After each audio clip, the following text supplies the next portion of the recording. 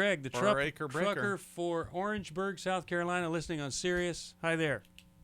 Hey, how are y'all doing? Good. How you doing? I'm a hot mess.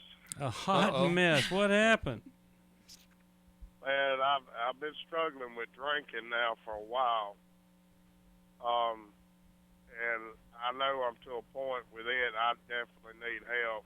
I don't, I go home on the weekends and, I do all right during the week, but on the weekend rolls up. That's all I can think about is getting me a half gallon of rum and hitting it hard till Sunday morning I get up and I go to church and worship and feel bad about the drinking. And then, I struggle with it. And if I don't have to get up early Monday to leave out, then I'm going to hit it again. But well, you don't have to be that way. Do you know that? It doesn't have to be that way? I know it don't have to, but a lot of it, I've tried to examine why I'm doing it. I listen to your show every day. Let me tell you why you're doing it. Let me tell you why. You're aware it's a problem, right? Yeah. You want things to be better, right? Right. But you're not yet willing to do what it takes to make it better. So you're stuck with it until you say, okay, how have some other people gotten over this thing? And am I finally going to be willing to do what they've done to get over it? Because you can't do it by yourself. I've tried abstaining. Yes, you have. Let me ask you this. When I quit drinking, I just said to myself, Steve, don't you think you've had your share? I had my share. I probably had my share and yours too. Don't you think you've had your share of alcohol for a lifetime? I'm sick of it. Yeah. So then you humble yourself. Friday comes. You humble yourself and you say, I've got to find somebody that can help me with this. And that's what Celebrate Recovery is for. A life recovery group is for. That's what Alcoholics Anonymous is for. Because you're not just stopping the drinking. You're coming over here and starting to build your character in the program that you get involved with. For me to tell you anything else, kind of a waste of time. Your willingness, or the lack of willingness, is what's hurting you. 1 Peter 4:1 says that until we're willing to experience pain, we're really not finished with sin. But when we are willing to experience the pain and sacrifice like Christ did, we are done with that sin. That's what I want for you. And hold on, we'll try to get you some help here, because you can override this. All right, we are back, and we're talking with Greg. And Greg is he's definitely an alcoholic. I mean, you have the gift there, Greg, because a regular normal person couldn't drink that much, and sadly go to church Sunday morning. Sadly, you become addicted to it. That's what alcohol does. I've recommitted my life to God and handed myself over, submitted myself, stood before my church, told everybody in my church to forgive me for not being, obedient to church, and coming to church. And I told them, I said, help hold me accountable. If I don't come or if I'm not here and I'm not faithful in church, I said, call me and get on my tail. You're really wanting change. You really want to change, but you're just not willing to do the thing that you need to do to change. Okay, it's not coming to church, Greg. Although that's good. That's good, but you said community. Hold me accountable if I don't come to church.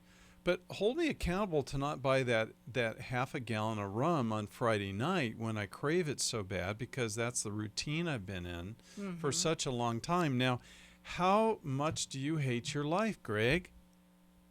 I despise myself and my wife, and everybody tells me that I need to forgive myself. What'd you do? What'd you do? That's why you're drowning yourself.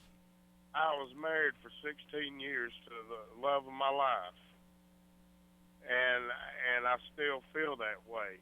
And I cheated on her through the years, and it got real bad toward the end, the adultery and stuff. And then I listened to other people tell me, your kids will bounce back. I had a woman enticing me to leave, and I finally just told her, my wife, she fought me, literally standing in front of the door trying to keep me from leaving. Okay, now, Greg, Greg, here's what I think you need to do. You need to do more than just, ask the people to pray for you and kick in if you don't come to church. You need to come to a New Life weekend. You need to be in AA. You need to create a place where you can experience the forgiveness and grace of God. You hate yourself, and that's why you're drowning yourself. Jill, what were you saying there? Absolutely. I mean, Greg, you're driving a truck, it sounds like 5 days a week, and then you're drinking and then going to church, and there's not a lot of time for family in there. So getting involved in some things where you can look at these hurts with people like one of our weekends and start to substitute, as Steve was saying, with other things other than alcohol, that's going to give you some of the accountability. You're going to need accountability every single day of the week because that cycle is entrenched. Right. That is right. And safe places to let down some of those feelings. Yeah. And his kids need a dad to come back and say, I haven't been here. I haven't been the dad. This is an addicted lifestyle. Right. The sexual acting out, all of these things. And you hit the reboot key when you finally say, okay, I cannot handle this. I cannot make my life better. I believe in God, and I believe He can, and now I'm going to let Him. And I'm going to let Him doesn't mean rededicate my life again. Mm-hmm. You can walk down the aisle 18 times, but if you haven't truly surrendered, it does no good. And surrender means surrendering to the process you have to go through. You can have an appendicitis, and you can say, Lord, I give it to you. But you still got to get in the car, and you got to go down there and get that thing removed. And if you're not willing to get it removed, it doesn't do you any good to say, God, I give it to you. The thing blows up, you poison your life, and you die. And that's what happens with alcoholism, is you let it go, and you lose the love of your life. Your kids are messed up. And then the next thing you know, you go to the doctor, and that little thing you were wondering about is pancreatitis, cancer, the pancreas or esophagus or something like that, and it didn't have to be that way if you'd stopped drinking. So that needs to be the number one priority. Number one priority. I challenge you, I beg you to go to an AA meeting. I'm going to send you a Life Recovery Bible. Go to a Celebrate Recovery meeting. You must go to a meeting of other addicts, and you've got to admit to yourself and others, I'm an addict. Mm-hmm. And you know what? A lot of that has to do with your physiology. Other people could not drink that much alcohol. They'd get sick or they'd fall asleep before they did. But your body is adapted to it, and you're addicted to it. Now, once he does go to an AA meeting and he actually creates that stoppage of alcohol, he's going to start to feel. Right.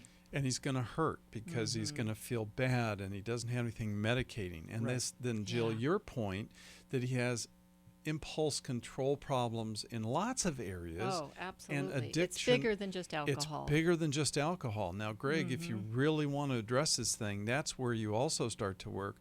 How else has this devastated my life?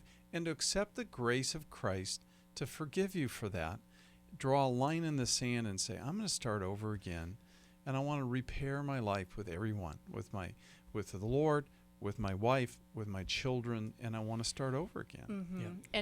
And as you expose those things with people who are willing to sit with you in that and experience that shame with you, you can feel the healing that takes place. That's right. The harder you try, the faster the treadmill goes toward destruction.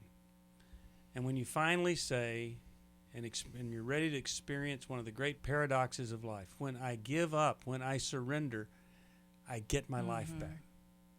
But trying harder, trying to prove that you can do it on your own, it does no good.